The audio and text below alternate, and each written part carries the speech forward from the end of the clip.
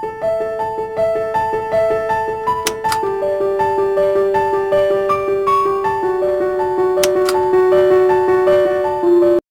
Everyone, welcome to our YouTube channel nursing education counter.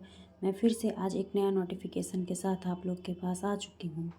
तो इस video में हम लोग जानेंगे कि क्या बिहार सरकार के द्वारा नर्सिंग का जीएनएम और एएनएम की वैकेंसी को जारी कर दी गई है या नहीं।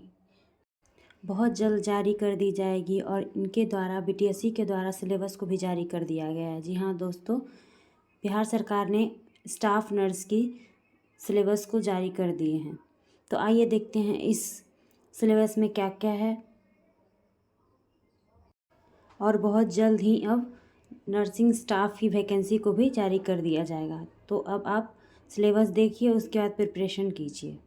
तो सबसे पहले इसमें क्या है, तो बेसिक साइंस। सबसे पहले इसमें क्या चीज़ जारी किया गया, बेसिक साइंस। बेसिक साइंस में क्या क्या है, एनाटॉमी एंड फिजियोलॉजी से रिलेटेड जो भी है, फंक्शन उसका, ह्यूमन बॉडी एंड फैक्टर्स, सारा चीज़ सिलेबस में ऐड किया गया है। Various group of micro organism of ये clinical importance, disinfection and sterilization से क्वेश्चन रहेंगे। Collect and handle specimens, enumerate weigh and measure, देख लीजिए आप सब इधर। उसके बाद है सेकंड में न्यूट्रिशन एंड डाइट। ये सब इम्पॉर्टेंट है काफ़ी, जिससे क्वेश्चंस हमेशा पूछे जाते हैं। एएनए में भी क्वेश्चन पूछे गए थे, तो जीएनए में भी पूछे जाएंगे, जिसमें देख लीजिए ये सब है। उसके बाद है फिर psychology, mental health and psychiatrics, जिसमें ये सब चीज़ पूछे जाएंगे, देख लीजिए। Normal and deviation in behaviour among various age group in their cows. Explain the principle of psychology and its application in health and disease. Interpreted behavior of self and others. Recognize deviation from normal behavior and provide guidance and counseling. Dynamics of patient behavior and its application in providing nursing care. Communication and maintain interpersonal relation. Therapist utilized in psychiatric and the various roles of nurse in psychiatric nursing. तो इतना चीज़ psychiatric nursing से या mental health से पूछा जाएगा। अब देखते हैं हम फंडामेंटल नर्सिंग। फंडामेंटल तो बहुत इम्पॉर्टेंट है नर्सिंग के लिए, आपको पता ही है, तो इससे भी क्वेश्चन तो रहेंगे ही रहेंगे। तो इसमें सबसे पहले describe nursing as a profession, its scope, etiquettes and ethics. First aid treatment, congenital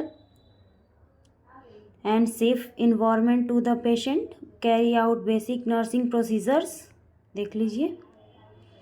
उसके बाद और आगे है make observation and record, administration prescribe medication, carry out treatment, maintenance records of patient and nursing care। उसके बाद community health nursing. Community health nursing से भी questions रहेंगे, जिसमें देख लीजिए क्या क्या है, दे रखा है। तो पर्सनल हाइजीन है, environmental, social and cultural factors, ठीक है। उसके बाद है method of control of spread of disease. उसके बाद needs for health education, preparation and use appropriate audio visual aids, demonstrate skills and medico social work, principle of health care and mother and child, देख लीजिए। उसके बाद है deviation from normal among mother and child, educate the community about need and methods and family planning, demonstrate skill in community diagnosis and in a delivery. उसके बाद है medical surgical nursing, जो कि मोस्ट इम्पॉर्टेंट है। इसमें भी देख लीजिए बहुत सारा चीज़ दे रखा है, ये सब सारा कुछ दे रखा है। पीडियाट्रिक नर्सिंग, ये भी काफ़ी इम्पोर्टेंट है, इसमें भी बहुत सारे सिलेबस में दिया गया है, जिससे कि क्वेश्चन आएंगे ही आएंगे। ऑब्स्टेट्रिकल नर्सिंग, इसमें भी बहुत सारा कुछ दे रखा है। अब इसके अलावा principle of administration and supervision भी है, education and trends in nursing, ये भी जो आप इंटर्नशिप में पढ़े होंगे वो सब भी पूछा जाएगा। इसके अलावा अब मैं आपको बता दूं कि क्या क्या चीज़ ज़्यादा इम्पोर्टेंट है और क्या क्या ज़्यादा पूछा जा सकता है। तो हाँ, सबसे पहले हमारा फंडामेंटल ऑफ नर्सिंग।